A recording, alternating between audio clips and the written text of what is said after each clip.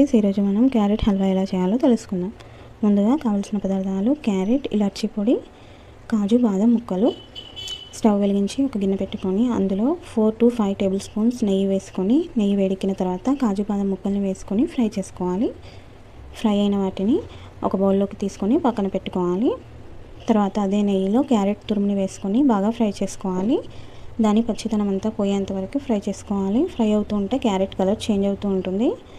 Golden brown colour వచ్చేంత వరకు fry చేసుకోవాలి. చూడండి, ఇప్పుడు ఇందులో 2 గ్లాస్ ఆఫ్ వాటర్ వేసుకోవాలి.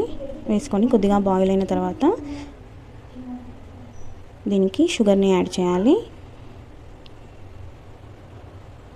షుగర్ మెల్ట్ అయిపోయిన తర్వాత ఇందులో ఇలాచీ పౌడర్ వేసుకోవాలి.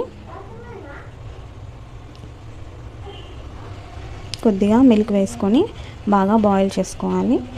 క్యారెట్ తురుము అంతా మొత్తం దగ్గరికి వచ్చేంత వరకు ఫ్రై చేసుకోవాలి.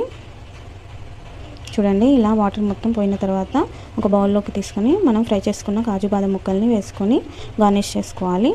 చాలా టేస్టీగా ఉంటుంది. మా వీడియో మీకు నచ్చితే లైక్ చేయండి, షేర్ చేయండి, సబ్స్క్రైబ్ చేసుకోండి.